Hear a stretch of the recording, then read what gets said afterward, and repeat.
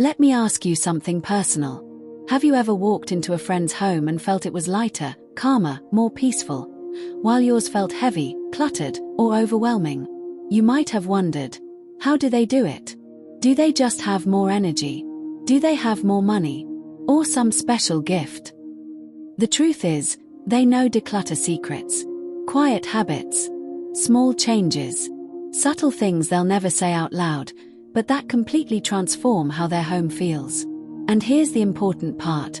These secrets are not about perfection or designer homes. They are simple, science-backed shifts that anyone can do, even if clutter has been building up for years. Stay with me until the very end, because the final secret is the one even the closest friends hesitate to admit. It has less to do with things, and more to do with self-worth. Miss it, and you might be carrying a burden you don't even realize. Clutter is more than a pile of stuff. It's emotional weight. It's stress. It's the quiet voice that tells you you're falling behind. I want to introduce you to Martha. She's 71 years old, a retired nurse from Ohio. Martha is warm, giving, and deeply loved by her family and her church friends. She's the type of woman who always brings a casserole to someone in need. But Martha confessed something to me. She admired how her best friend's home felt calm and welcoming, but when people visited her house, she often felt embarrassed.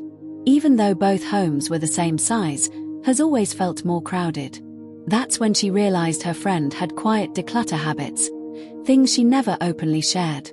These were the secrets that made all the difference. And once Martha began trying them, her whole home, and even her mood, changed. Martha's friend's kitchen counters were almost always clear. Her dining table wasn't buried in papers. Her nightstand held only a lamp and a book. At first, Martha thought, she must clean constantly. But that wasn't true. Her friend had a simple rule. Surfaces were not storage. Here's why it matters. Studies from Declutter show that visible clutter raises cortisol levels, the stress hormone, especially in women. That means every time you look at a messy table, your body actually feels stressed. Martha realized her dining table, buried under papers, felt like a silent to-do list. Every meal, it whispered, "You're behind." The fix. Pick one surface. Clear it completely. Then put back only what belongs. No piles, no later stacks. Martha tried this with her entryway table. For the first time in years, she walked into her home and felt relief, not guilt. Here's something Martha's friend never announced but quietly practiced. When something new came in, something old went out. Bought a new sweater. An old one went to donation. Picked up a new mug. One left the cabinet. This simple balance kept things from piling up. And it prevented decision fatigue, because clutter multiplies when we hold on to too much. Martha admitted she often bought clothes she never wore. She told herself she'd wear them someday. But instead, they just made her closet feel crowded and her mornings stressful. Once she tried one in, one out, she noticed something surprising. She bought less. She thought twice before adding anything new, because she knew it came with a choice. Decluttering isn't subtraction, it's balance. This was the hardest for Martha. Her closet was full of outfits from her nursing days, dresses that no longer fit, shoes that pinched her feet. She told me, "They remind me of who I used to be." But here's the secret her friend followed. Keep only what fits, feels good, and serves the life you live today. Not 10 years ago. Not someday in the future. Today. Science backs this up. Decision fatigue is real. When you face a closet full of clothes that don't work, you start the day drained.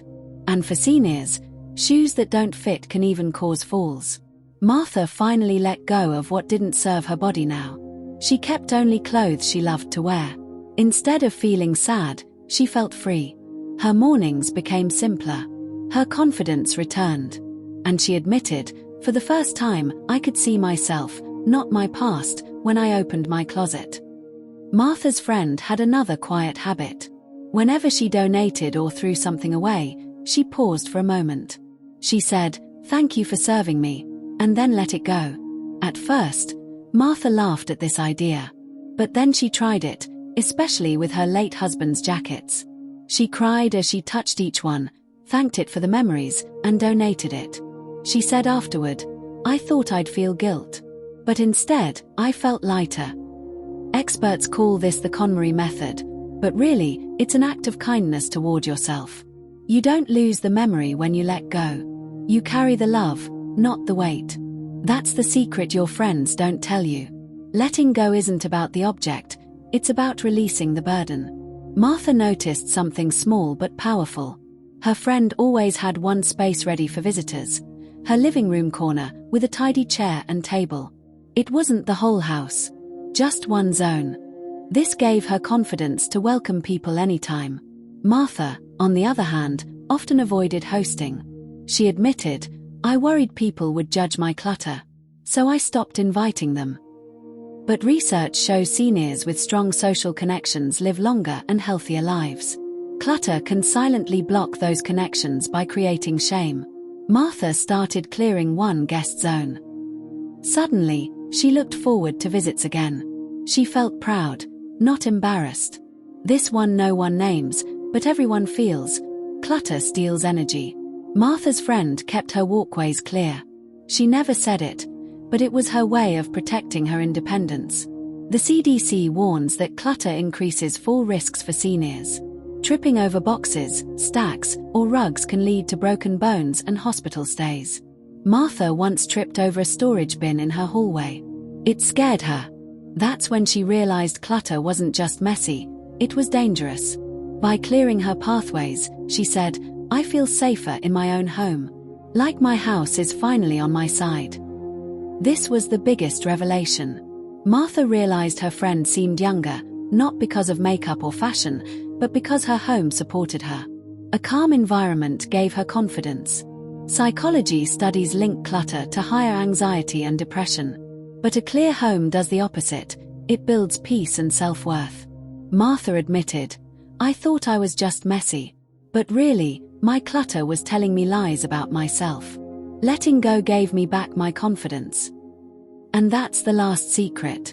Your friends may never say it, but decluttering isn't just about your house, it's about how you see yourself. So here are the 7 secrets your friends know but don't talk about. Clear surfaces calm the mind. 1 in, 1 out keeps balance. Today's clothes, not yesterday's regrets. Letting go rituals release guilt. A guest-ready zone restores connection. Clear walkways protect your independence. And finally, a lighter home builds confidence. Martha's journey proves this. Decluttering isn't about throwing life away. It's about protecting your health, freeing your energy, and reclaiming your joy. So here's my challenge. Tonight, pick just one of these secrets. Try it. Notice how you feel tomorrow morning. Because clutter doesn't just steal space, it steals peace. And you deserve better than that. If this video touched your heart, don't keep it to yourself. Share it with a friend who may need the same reminder.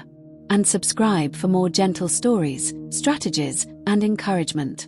Together, we can build lives that are lighter, freer, and filled with peace.